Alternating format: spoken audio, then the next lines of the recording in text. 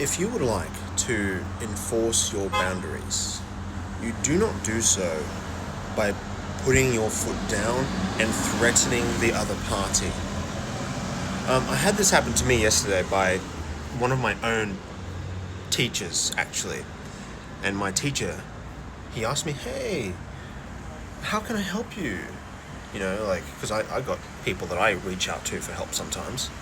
And they actually reached out to me, right? And he's like, how can I help you? You know? And I was like,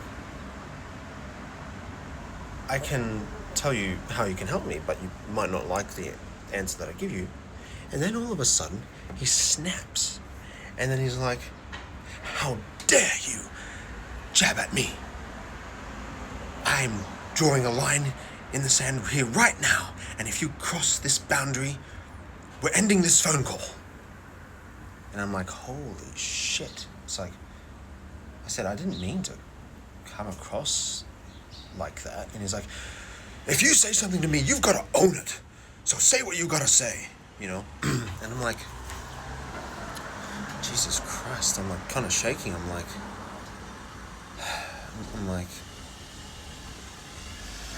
okay, are you open to hearing what I have to say? And it's like, yes, how can I help you?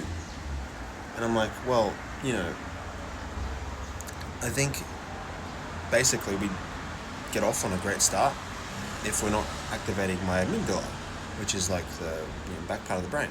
Because you can see my arm is shaking. We're on a video call. My arm, my whole body is shaking. And it's because I feel threatened by you know, because I was going to say this teacher is that basically every time we talk, all they ever say to me is just like how much they want to give up on me, how much they want to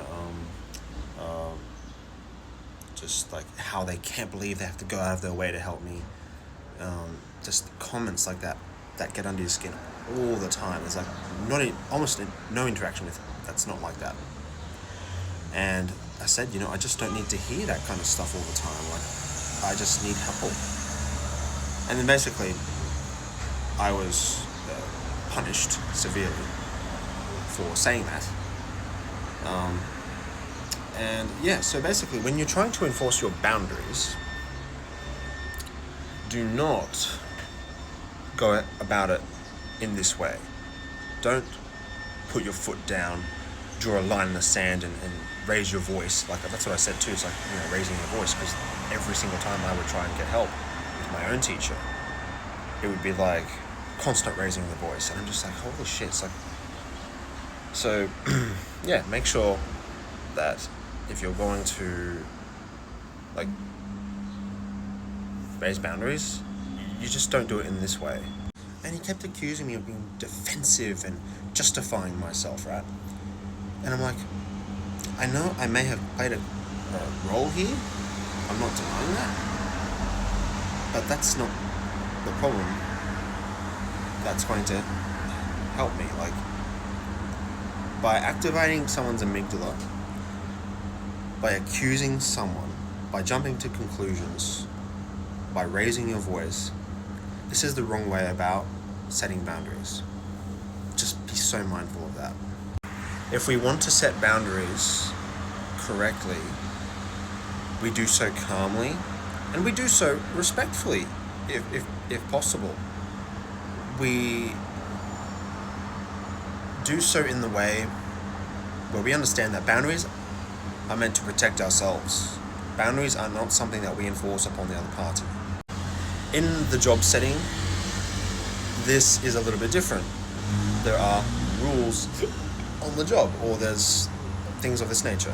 And of course, the boss usually isn't really interested in going over these with you, to be honest. Most bosses aren't like that. And, you know, but if you are a boss, you would want to remind people calmly, respectfully, so that your message can come across. If you have the message, if you have something to tell someone, do so in a way that doesn't raise the alarm.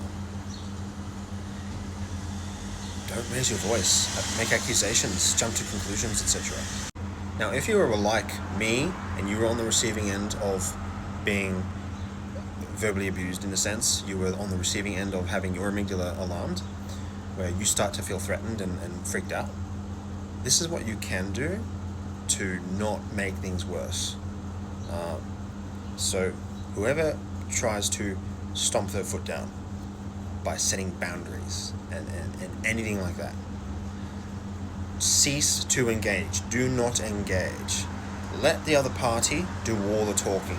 Because if you open your mouth at any point, and they're the ones accusing you of being defensive and justifying yourself and things of this nature, if you open your mouth, if you talk, they will punish you severely. I can almost guarantee that that's going to happen. So you want to make sure that you don't fight back, you don't question the person who's yelling at you, you don't try to correct them in their approach. If they think that if they're a teacher and they think that yelling and raising their voice and constantly doubting you all the time is the best way to go about teaching people, I mean, leave it to them.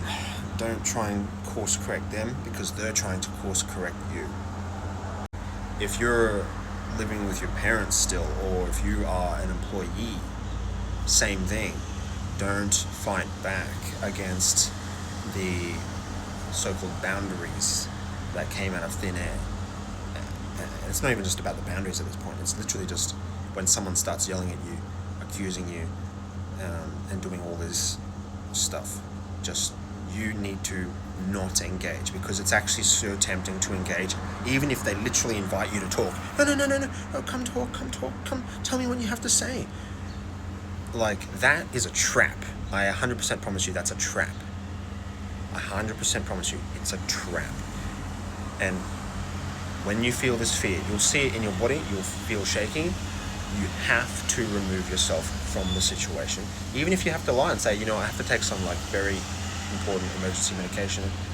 I'm not feeling very well. I have to end this call very quickly because my heart is might have a heart attack or something. So you just, even if you need to say something like that to remove yourself out of the situation, that's sufficient. And no one's legally allowed to really be asking you for your medical information, so they can't ask for any details about that to confirm if that's true or not.